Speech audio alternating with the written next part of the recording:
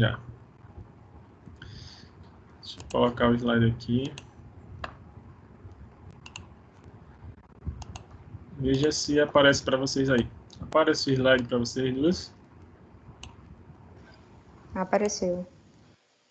Apareceu para mim também. Ah, ok, então. Então hoje vamos falar um pouquinho sobre, né, a parte de fisioterapia esportiva na corrida.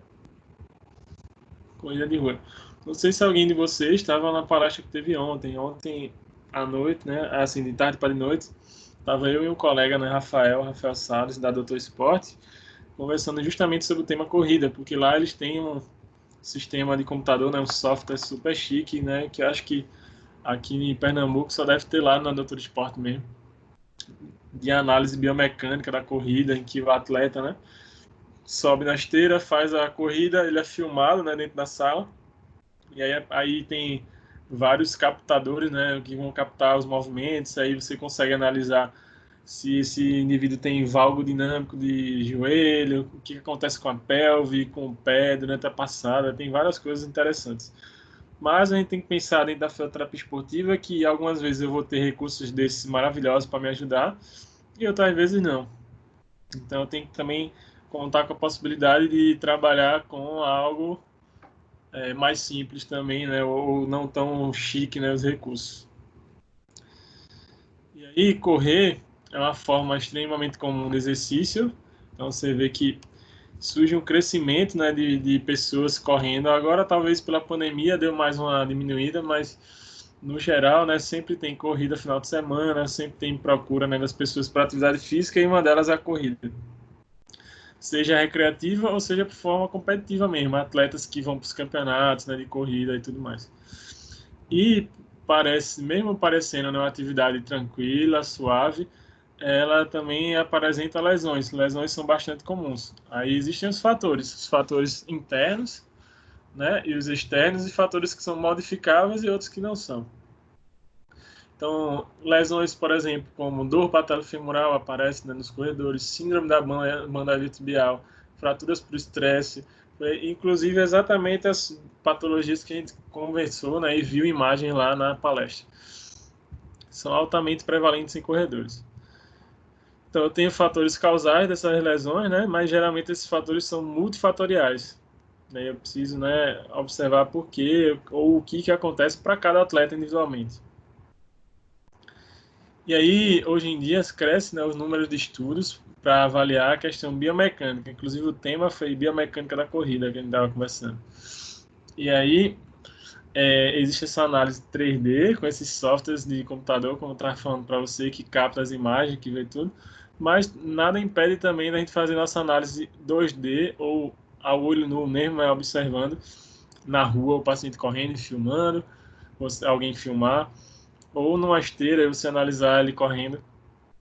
Ou seja, você vai utilizar os recursos que você tiver, né, a sua possibilidade para poder fazer a avaliação do movimento, né, desse indivíduo, que dentro da fisioterapia esportiva é algo que a gente precisa fazer. A gente precisa fazer a avaliação do movimento, né, do gesto, para poder entender por que ele machucou.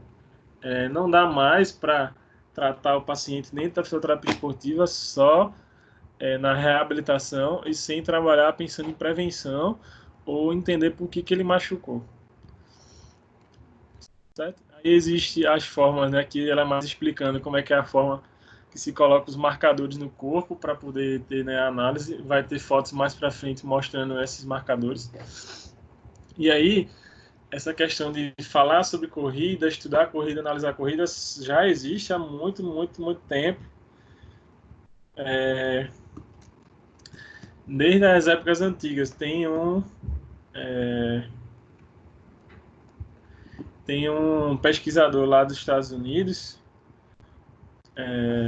chamado Daniel Lieberman, que ele é da Universidade de Harvard, dos Estados Unidos, né, uma baita universidade, em que eles estudam o comportamento e a vida do ser humano antigo e compara com o homem de hoje em dia. E ele tem uma fala assim, nossa, dizendo que somos atletas naturais, inclusive por essa alta capacidade de correr.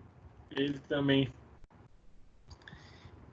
acaba falando e comparando muito a corrida calçado com a corrida descalço. né, e ver as diferenças entre elas. Vou citar um pouquinho mais para frente isso. Mas essa é uma atividade que está, né, dentro do padrão motor do ser humano, né, de movimento à corrida. Certo? E aí os indivíduos dessa época são chamados de caçadores-coletores. Eles corriam, na verdade, por necessidade de sobrevivência. É diferente de hoje em dia, que se corre para bater metas, para você preencher determinada quilometragem, então 10 km, 5, 21, 42, ou que você corre pensando num tempo, né? Marcando tempo. Os indivíduos dessa época viviam em tribos. O desenvolvimento do fogo e dos instrumentos ajudou, né, na questão da caça, né, e favoreceu a melhor corrida. E esses indivíduos também corriam ou percorriam longas distâncias. O forragear, né, que é o termo que aparece aqui, é de se locomover, andar longas distâncias. Então, o homem vivia altamente socializado, né, em tribo e com uma ajuda, né, da tribo toda para poder todo mundo sobreviver.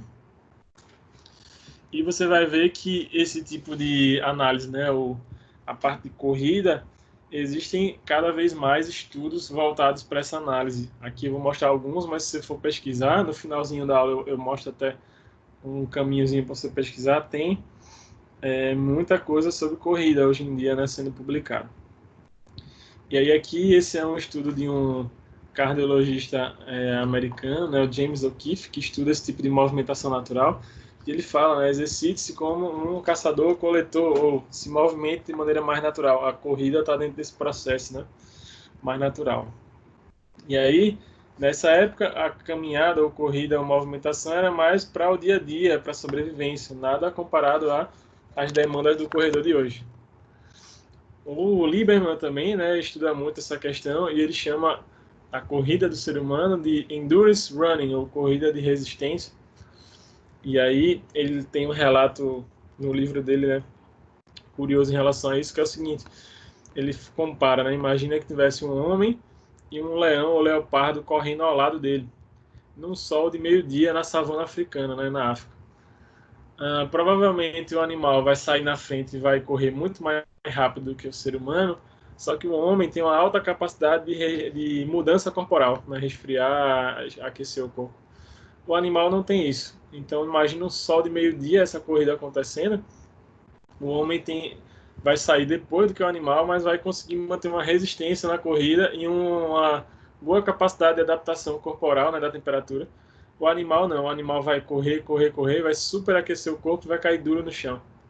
Então isso também era utilizado como estratégia de caça, por exemplo, para os corredores, né, para os indivíduos, né, nessa época. Usar a corrida e acurralar o bicho como estratégias para caça, quando não se tinha as ferramentas, né, de caça que só surgiram depois. O homem nessa época locomovia, né, se locomovia por dia, né? É diferente de uma prova que um atleta faça hoje em dia, mas por dia eles andavam de 9 a 15 quilômetros e combinava sempre com repouso, quando necessário, de cócoras, deitado, corriam pela necessidade de caçar, fugir de algum animal grande e para criar estratégias para acurralar a presa, né? Então utilizava a corrida com inteligência. Aí o Lieberman também aponta os benefícios, né, da questão de você correr descalço e calçado. O calçado também pode ser algo que traga problemas devido a esse calçado, se não for adequado, na verdade, se o tênis não for adequado para a corrida, causar problemas na marcha desse paciente, né, na execução da corrida, e ser o fator que possa estar causando a lesão, né, a canelite, a tendinite do calcâneo, a dor no joelho, etc. O pé, por si só, ele já é um amortecedor natural, né, que já, se bem trabalhado, minimiza os riscos de lesão, embora, se você pega um corredor adaptado ao tênis, tira o tênis dele e diz, você vai correr agora de maneira natural, você vai correr descalço. A chance dele machucar é muito grande, porque ele não está adaptado para isso. Então, se você vai fazer um trabalho de adaptação com o corredor, é importante que você pense em todas essas questões. O meu corredor está preparado para fazer dessa forma, para mudar a performance dele? A gente tem que pensar sobre isso. Os pés também dão contato com a energia natural do planeta E as lesões musculoesqueléticas hoje em dia são potencializadas com o estilo de vida moderno, né? A forma hoje em dia como a corrida entra muito mais como um lazer, como uma atividade hoje de desopilação, uma atividade lúdica, do que uma necessidade. Aqui um estudo, né, uma revisão sistemática, eu vejo que existem trabalhos de ponta, né, sendo publicados sobre a temática, vendo as lesões em corredores, e aí observando também os fatores de risco que existem, né, para lesão de corrida, e também vendo as variáveis em relação aos sexos, né, masculino ou feminino.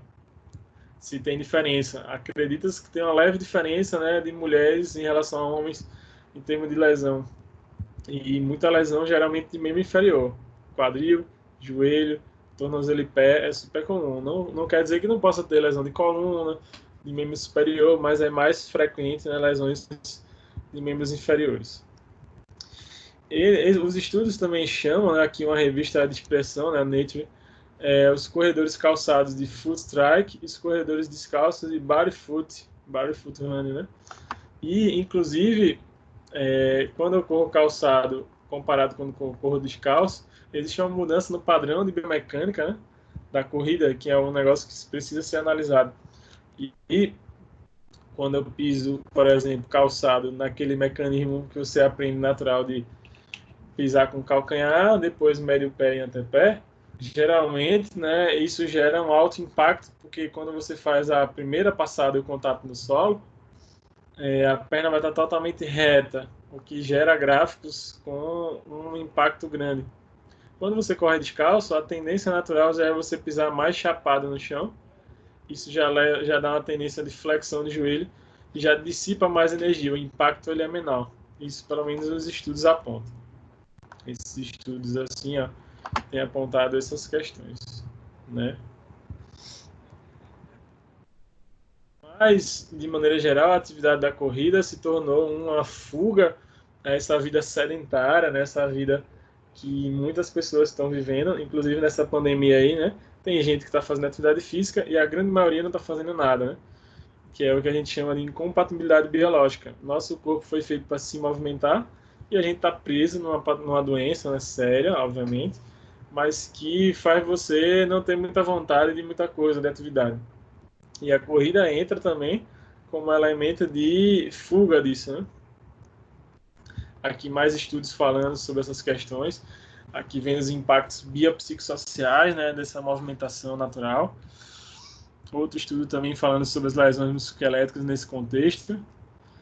E existe o lado bom também dos avanços tecnológicos, no ponto de vista de softwares para analisar a corrida, do ponto de vista de sapatos mais modernos, mas o bom e velho olho nu, o bom e velho teste físico mais direto também ajuda, né? Também faz parte.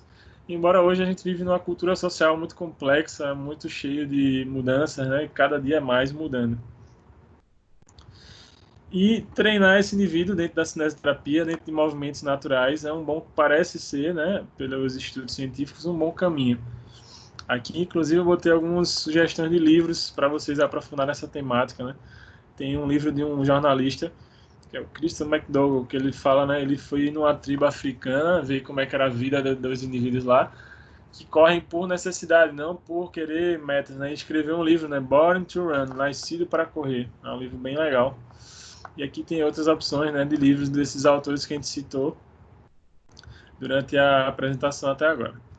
Aqui já um estudo mais recente, se não me engano, é 2017 ou 2018, falando, né, sobre a evidência, né, da análise de vídeo para ver a biomecânica dos corredores. Eu quis trazer esse porque nesse slide aqui, nesse artigo, eles mostram bastante fotos sobre a análise biomecânica, né, da pisada, por exemplo, da postura do tronco, do joelho, do corredor. Que isso é algo fundamental, né? Bate com o que eu estava falando isso da aula do colega que tem o software lá na clínica dele, que avalia. E aí, na grande maioria das vezes, eu vou ter, né, o corredor que tem essa pisada com o calcanhar no chão. Né? Então, apoia o calcanhar no chão. Aí vai calcanhar, médio pé, antepé. O que pode ocasionar aquilo que a gente falou. Embora que você vai ver que existem diferenças, né? No corredor que pisa com calcanhar, tem uma tendência maior de ter a perna reta. Já o que pisa com o pé mais chapado no chão, ou com mais um antepé, já tem uma tendência maior de flexionar os joelhos. Isso já muda um pouquinho, teoricamente, a questão de impacto no solo. Então, existe a diferença, né, de quem pisa mais chapado para quem pisa mais com o calcanhar. Então, vai ter uma diferença na angulação, né, de dorsiflexão do tornozelo, que é um fator aí, um dos fatores que pode ser avaliado, né, no processo de fisioterapia. Embora não é o principal fator, hoje em dia se sabe, né, que tem outros fatores de quadril que pode estar sendo mais presentes, mas a forma da pisada também é um fator aí para ser levado em consideração. Quando o indivíduo pisa com o calcanhar no chão, isso gera uma postura normalmente mais ereta, né, do membro e do tronco. Quando se pisa mais chapado no chão, já é uma tendência de mudar esse padrão, ó. Mais flexão de joelho e uma tendência de inclinação anterior do tronco. Não tá a foto 100% do tronco aqui, mas esse indivíduo tem o tronco mais anterior e esse indivíduo já está com o tronco mais reto aqui da letra A. Isso, inclusive, vai gerar uma angulação diferente aqui na relação da tíbia com o fêmur, indivíduos que pisam reto, que praticamente não vai ter angulação, para indivíduos que pisam mais chapado e que já vai ter uma angulação mais entre tíbia e fêmur aí. Então, isso tudo são coisas e variáveis que precisam ser analisadas. Aqui já mostrando, né, o indivíduo que pisa mais reto, como que se comporta, e também a mecânica do quadril, né, durante o movimento. Uma musculatura que é muito ativada durante a corrida, que é a musculatura glútea, né? Os movimentos de extensão da perna, nesse padrão aqui de extensão. Então, o glúteo ele é um extensor. Então, uma atividade que foi vista, né, nos estudos científicos que se ativa bastante a musculatura, né, do glúteo na corrida. Então, às vezes, né, o pessoal vai para as academias dando a malha glúteo, sendo que a atividade que estimula bastante o glúteo é a própria corrida. Certo?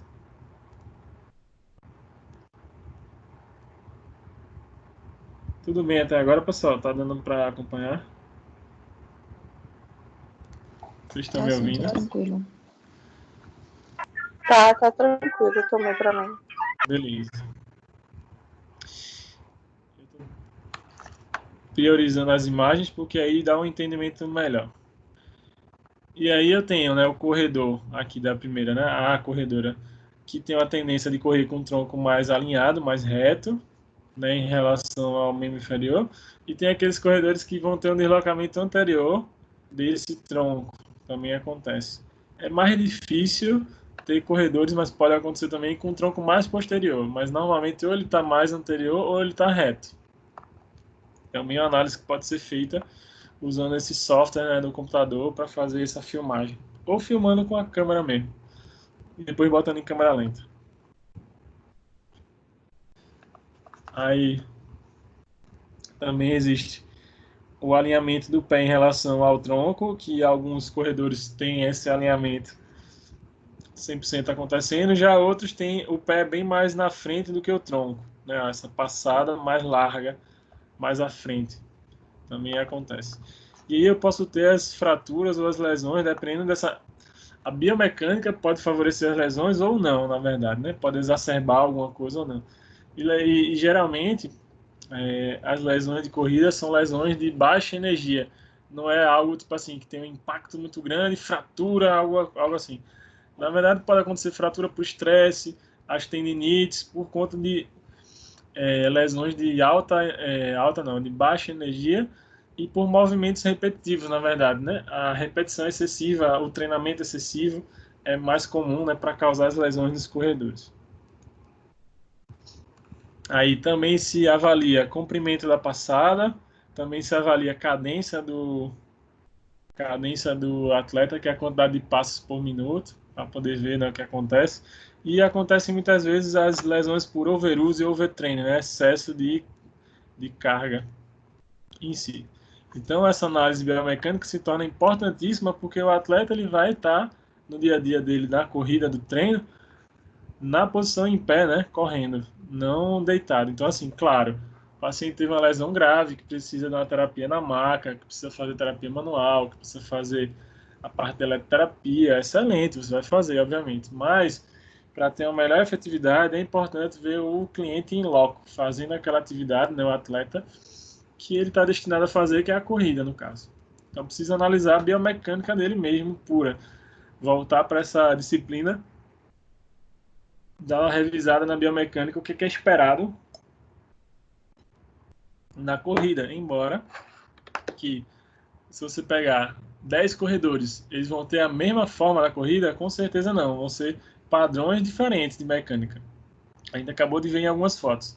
Uns indivíduos com o tronco mais à frente, outros com o tronco mais atrás, outro que vai pisar mais com rotação externa de pé, outro com mais rotação interna.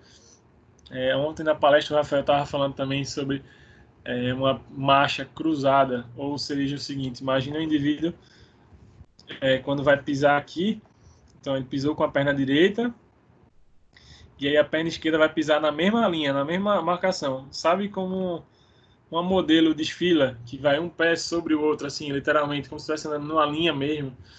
Existem alguns corredores que correm dessa forma, aí chama isso de corrida cruzada, que é como se você estivesse correndo numa linha reta, numa linha mesmo, sobre a linha. Também é importante analisar a pisada no solo, né, desses atletas, se eles pisam de forma neutra, se pisam de forma pronada, né, ou seja, tendenciando a esse pé cair mais para a linha média, ou se pisam mais supinado, né, o pé mais para fora. E o que isso pode repercutir mais para cima, mudando postura de joelho, gerando valgo dinâmico, ou mudando quadril, gerando desequilíbrio da pelve. Avaliar esse calcâneo, né, o calcanhar, em relação a isso, se o pé é mais supinado, pronado, o que que acontece? Inclusive, isso pode influenciar a questão da compra do calçado, né? Tem clientes que vão comprar ou calçado pronado ou calçado supinado, tem essas questões. Eu tenho o corredor, né, que vai pisar mais neutro, tem o corredor que também vai pisar mais em rotação externa ou em rotação interna. Então, eu tenho diferenças, né, nesse posicionamento do fêmur, da coxa femoral, que também precisa ser analisados e observados. Então, aqui mostrando uma passada, né, da atleta com a rotação externa, aqui já com a rotação interna, né, desse quadril, né, dessa coxa femoral. Aqui já mostrando, né, um indivíduo mais alinhado, uma mulher, né, provavelmente, e aqui outra já com essa tendência de rotação. E alguns corredores vão ter uma tendência maior de flexão de joelho, outros menos. Aqui mais para analisar o quadril. Alguns pacientes têm o que chama de drop pélvico, que é uma queda do quadril em determinada passada. Quando apoia a perna direita ou esquerda, o quadril desalinha. Tem alguns atletas de corrida que acaba acontecendo isso.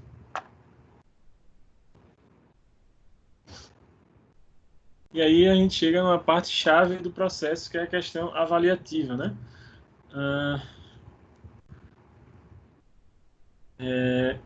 Como que eu avalio o meu atleta corredor para que ele tenha o melhor desempenho possível ou que minimize ou reduza esses riscos, né, chances de lesão. Então, a gente precisa estar atento a isso. Que tipo de teste eu vou fazer, que tipo de análise, né, como a gente falou, biomecânica, eu preciso fazer, o que recursos que eu vou utilizar dentro da fisioterapia para poder estar tratando esse meu atleta. Aqui eu tenho diversos recursos, né? Preciso observar, e aí posso usar a CIF como também uma ferramenta na avaliação, posso utilizar, né, a análise biomecânica, preciso ver o que eu faço, né, em termos de diagnóstico, como que a gente avalia esse diagnóstico, lembrando que a gente não dá diagnóstico médico em si, a gente dá diagnóstico cinesiológico funcional, né, de movimento. Por isso que a análise de movimento se torna extremamente importante. Além do que podemos usar também associado à avaliação, né, os questionários de avaliação, que aí tem questionários específicos para joelho, para tornozelo e pé, para coluna, e aí a gente vai usar de acordo com a demanda. E pensando que esses questionários vão nos informar relacionado a como é que está a incapacidade desse atleta, se está numa incapacidade leve, moderada ou severa, né, em termos da patologia que ele está, tem um programinha no celular, para quem não tem iPhone, né? É o Fisioterapy Questionários, que você pode baixar e preencher com o seu paciente, né, e guardar isso no banco de dados, essas informações, em que eu vou marcar lá, ele tem uma lesão de tornozelo, eu vou ver os questionários voltados para tornozelo, de joelho, lombar, que são todos questionários validados pela literatura científica, que é legal. Aí você vai preencher os dados do atleta e no final ele vai dar uma pontuação, né, depois de que responde as perguntas relacionadas ao joelho, por exemplo. Quantos minutos você consegue ficar sentado sem dor? Você sente dor ao descer a escada no ritmo de marcha normal? Aí ele vai marcar. E aí, ao final, vai dar uma pontuação e tem uma tabelinha geralmente mostrando se o prognóstico desse cara, né, quanto ao resultado, foi bom ou foi ruim, o que é esperado para isso. E já que, né, nós, acho que vocês também vivem numa realidade que possivelmente não tem os melhores recursos tecnológicos para tratar os pacientes de corrida, existem alguns testes que a gente pode utilizar, né, validados pela literatura científica, que podem ser utilizados e que não vai ter um custo muito grande para ser utilizado. Que são os chamados testes funcionais. Eu tenho alguns aqui, né, para comentar brevemente com vocês. É o teste da estrela, Y-teste, ponte pélvica com extensão de joelho, né, ou pode ser a ponte normal, ponto para extensões do quadril, agachamento no podal, agachamento no plano inclinado, step down, que é um teste, né, sobre uma caixinha que você vai subir, não, algum objetozinho para ficar, né, mais elevado, salto vertical, rope test, vertical rope test, o FMS, que é uma forma, né, de avaliação funcional, função de glúteo máximo, glúteo médio, musculatura abdominal e a parte de membros superiores também. Tem o CK Quest, Y-test, são alguns aí importantes. Começando do superior, vou fazer o retorno, né, do superior para o inferior. Se o atleta apresentar lesões de membros superiores, eu posso usar esse teste aí, né, validado pela literatura, CK Quest, em que eu vou colocar, né, existe a marcação de duas linhas, em que as mãos do paciente vão ficar sobre essas linhas, e o teste vai ser validado em termos de o atleta ele vai tocar na mão, aqui, ó, como está nessa imagem, e tocar na outra mão. Toca numa mão, toca na outra. Então vai ser computado a quantidade de repetições que o atleta consegue em determinado tempo. E também se analisa movimentos de escápula, se analisa a estabilidade da musculatura do manguito rotador, se o paciente tem dor ao fazer esse movimento ou ficar nessa postura, e essas observações biomecânicas todas. Aqui o exemplo do teste. Ainda apareceu o vídeo aí mostrando, né, o teste. Esse é o CK Quest.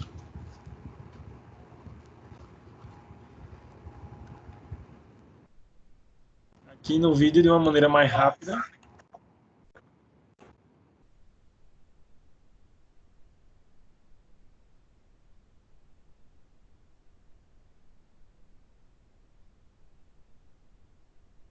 O fisioterapeuta é o cara que vai estar aqui orientando, né, e a esse atleta fazer os movimentos. Então posso usar tanto como uma avaliação, como também como um exercício depois.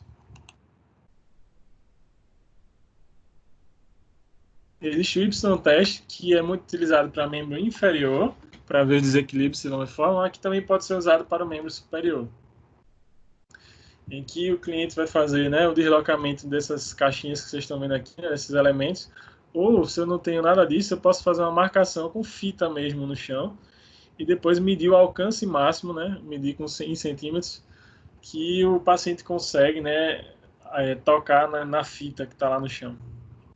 Se eu tiver o equipamento assim, melhor. Se não tiver, eu posso marcar, né, com a fita e verificar. Vou dar um exemplo aqui no vídeo. Aqui é o Y-teste que ela está simulando na parede, né, com essa fita, marcação. Depois vai mostrar no chão. E aí eu vejo movimentação de escápula, observo o alcance que o paciente consegue em relação às marcações. observar a mobilidade do tronco, dá para ver um bocado de coisa.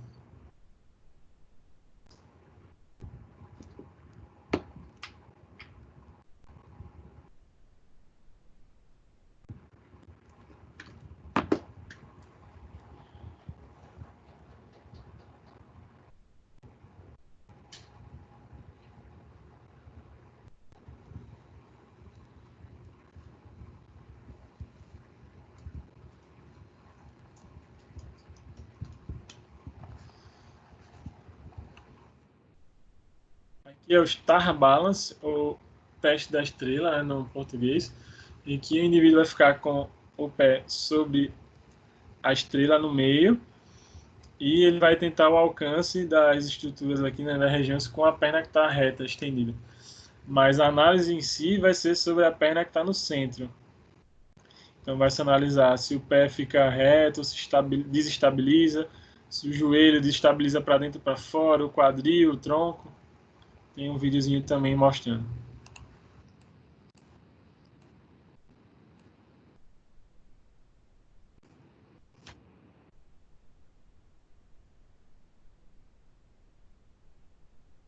Isso aí é o vídeo.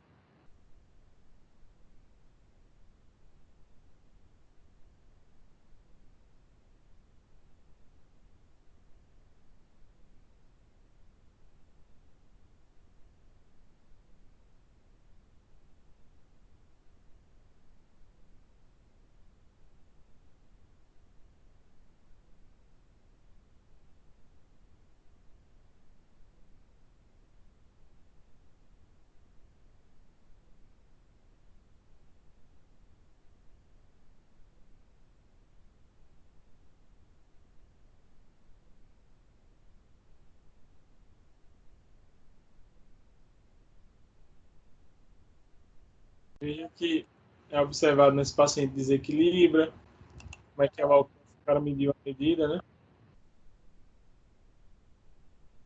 E aqui é o exemplo também do balance teste, só que o paciente está segurando, né, um elemento para dar um equilíbrio maior. Posso usar também como treinamento depois de equilíbrio, né, de propriocepção.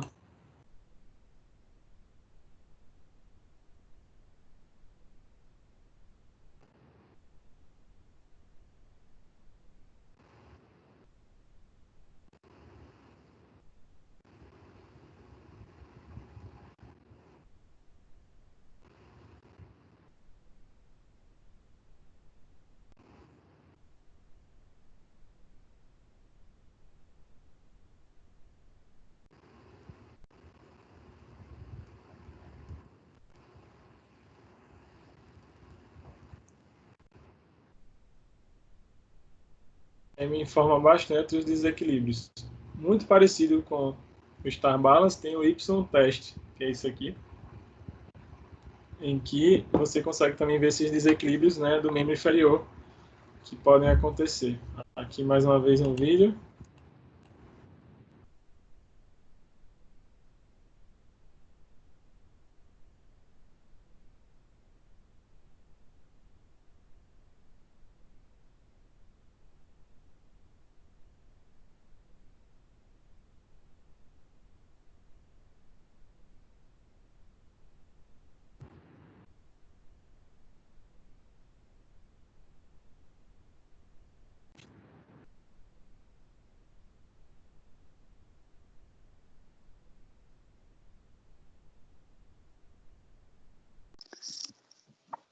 Professor, tá congelado Oi, a tela. vamos lá? Tá Oi, congelada a Cris. tela. Do... Não está O passando para vídeo você. tá congelado. Não. Veja se agora passa. Continua congelado. Agora. Eu acho que deve ser minha internet.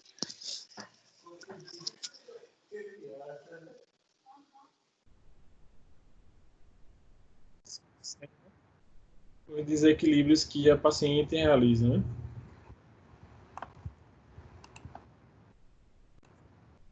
Aqui é mais esse vídeo para mostrar com aquelas barrinhas em que o paciente vai empurrar.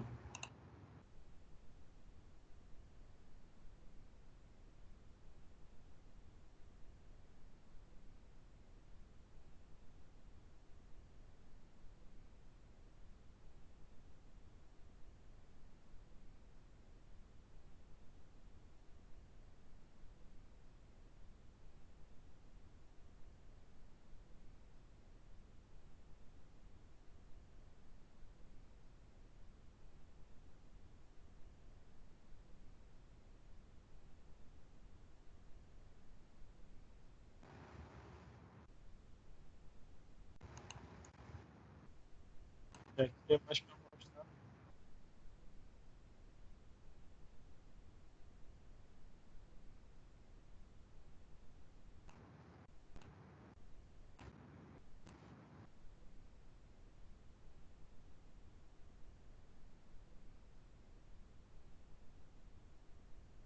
Isso.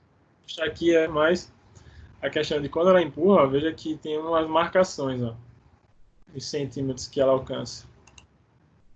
Se eu não tiver isso, eu coloco as faixas no chão e vou medir mesmo, né? Veja que esse vídeo aqui, eles, além disso, fazem outros testes funcionais, como esse aqui, ó, step down, para ver se o joelho tem um valgo dinâmico, vai o agachamento, ó, o overhead squat.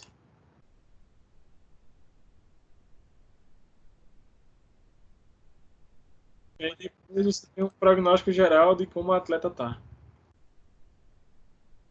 Pode-se utilizar também a ponte, né, pélvica com a perna estendida e sem ser a perna estendida também, mas com a perna estendida é mais para ver se tem desequilíbrio, né, na pelve, se a pelve cai por algum motivo, né, tem uma caída da pelve, ou se ele consegue manter reto. Aqui alguns vídeos mostram o exercício da ponte.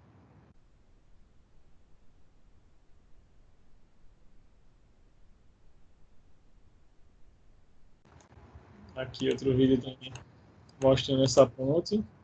Pode ser utilizado como exercício terapêutico também depois, né, para tratamento.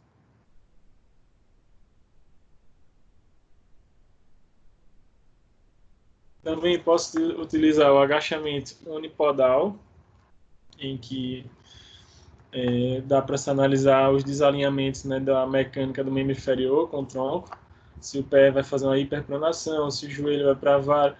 Não é que eu preciso fazer todos esses testes ao mesmo tempo, mas aqui eu estou dando opções de teste que vocês conseguem avaliar esses desequilíbrios. Vocês conseguem avaliar esses desequilíbrios. Por exemplo, agachamento unipodal é um. Ver se tem desequilíbrio da pelve, se tem, né, o tronco inclinado ou se ele tem um padrão mais reto de movimento. Agachamento no plano inclinado, também para observar essas diferenças. O agachamento unipodal sobre step, né, chamado step down, ou lateral step down. Aqui, lateral step down. E esse de frente, step down. Para também ver se essa perna que está agachando, né, tem esses desequilíbrios, se o tronco desequilibra. Aqui,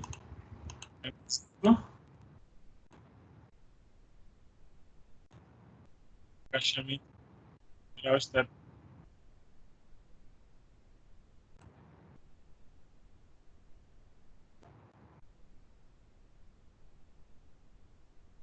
A gente consegue analisar se essa perna vai manter-se reta ou se tem uns desequilíbrios. Salto vertical, que pode ser tocando na parede ou pode ser um salto na mesma altura. No inglês eles chamam drop, vertical jump. Aqui é um exemplo de salto vertical. E aí observa-se tanto a impulsão, né, do atleta quanto a caída. O legal seria você filmar e depois analisar em forma lenta, né, o movimento. E aqui, o salto do atleta, ele vai tocar a parede. Aí ele marca, né, o mais alto que ele consegue alcançar. Né, tem as medidas aí do salto.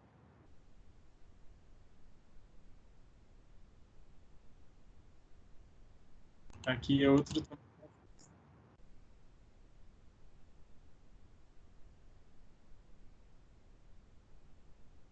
Existe outro teste também chamado Hub Test, que são saltos que o atleta vai fazer. E aí ele é dividido em quatro, né? Tem um salto único, e aí se mede a distância em centímetros que ele consegue. Tem um salto triplo, e aí pega a distância que ele consegue. Um salto triplo com zigue-zague e uma corrida contra o tempo, né, sobre a linha. Vou mostrar um vídeo aqui e mostra bem isso, esse aqui.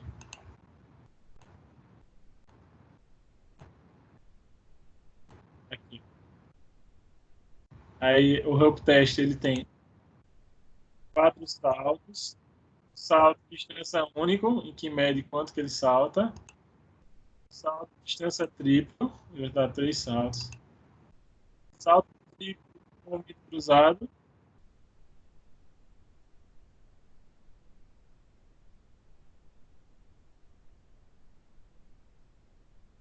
E percorrer 6 metros contra o tempo. Então, você marca nos 6 metros, ele vai correr, você vai ver quanto tempo que ele realiza isso. Então, são 4 possibilidades aí no Hub Test. Depois eu posso até passar os vídeos para vocês verem. Aqui o teste tocando na parede, a gente já comentou.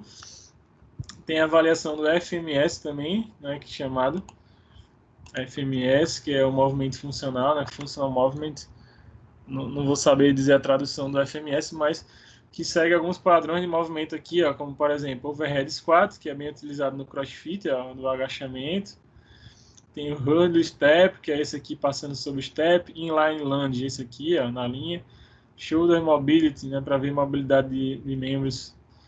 E cada nomezinho desse vai ser a sequência aqui. Também é importante avaliar encurtamento, né, se existe de isquiotibiais, né, posterior de coxa. Força de glúteos, função dos glúteos. Função de musculatura abdominal, do core, né? Pode ser tanto em postura assim de abdominal quanto em prancha. Mobilidade da lombar e quadril, né? Tanto para flexão quanto para extensão, como é que é o movimento, né, do agachamento. Para poder entrar nas estratégias de intervenção. Então, em relação à estratégia de intervenção, eu vou iniciar um pouquinho agora falando, né? Quem tem mais alguns minutos. E aí, depois, na próxima aula, a gente retoma a partir daqui das estratégias de intervenção. Mas tudo bem até agora, pessoal? Tudo bem até Tranquilo. agora? Em termos do que tem que ser avaliado, né? Tem que ser levado em consideração. E aí, o meu atleta se machucou. Obviamente, eu vou ver qual é o melhor recurso para ele, né? Em termos de tratamento. E aí, eu tenho que pensar, né? Essa lesão que ele tem afeta também as questões psicológicas do atleta? Provavelmente sim. E dentro disso, né, dentro do modelo biopsicossocial, se fala muito hoje nisso. Não é que a dor dele sempre é psicológica, não, claro que não. Também tem o fator principal, né, biomecânico, que a gente citou no início. E aí eu posso entrar com vários tipos de abordagem, como, por exemplo, a cinesioterapia, né, dentro dos movimentos naturais, com os padrões de FNP, né, se utiliza hoje em dia bastante, é um curso que está em crescente, aí, né, o conceito de FNP. A própria cinesioterapia básica, né, com os movimentos de cadeia cinética fechada, de cadeia aberta, principalmente fechada, porque na corrida a maioria dos movimentos, né, acontece em cadeia fechada, então treinar cadeia fechada e movimento excêntrico é essencial. Exercícios com bola, aqui tem o exemplo superior, mas poderia ser o membro inferior aqui, né, sobre a bola, para gerar instabilidade e aí, consequentemente, melhorar a estabilidade. Terapia manual quando for necessário, né, para trabalhar a região que estiver lesionada, pode ser, né, uma possibilidade também de ferramenta, né, as manipulações, né, alguns atletas adoram, né, as manipulações. Agora precisa se ver qual a necessidade primeiro disso, né, da utilização. Se não for necessário, você vai focar nos exercícios mesmo. Se for necessário, você utiliza a terapia manual e associa com a parte de exercício. Aqui um estudo mostrando o efeito, né, da manipulação vertebral na lombar.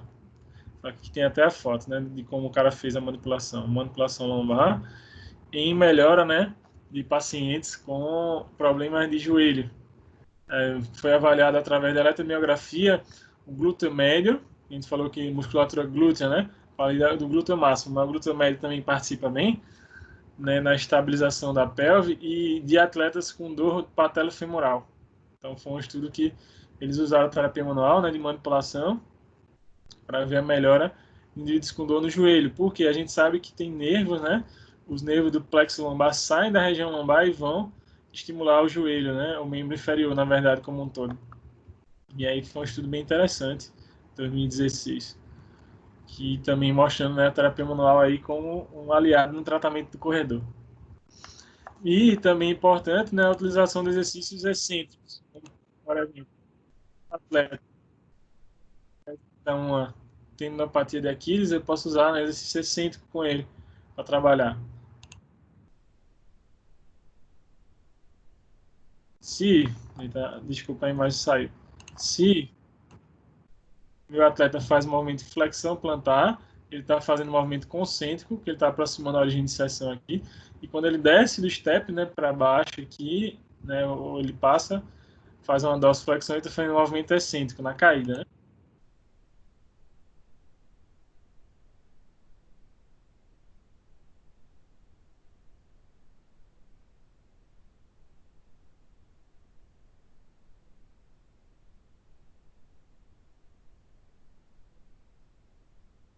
E nada melhor também do que, aqui vou dar um exemplo geral, mas análise do gesto esportivo, depois de treino desse gesto esportivo do atleta. Trabalhar as valências físicas, trabalhar a capacidade dele de andar naquele treino, né? Isso para mim está aparecendo sobre corrida, mas o que eu vou destacar aqui é o gesto motor, né, do atleta. Pensar sempre em prevenção. Isso é muito chave dentro da fisioterapia esportiva. Prevenção de lesões, minimização de lesões. Trabalhar no gesto.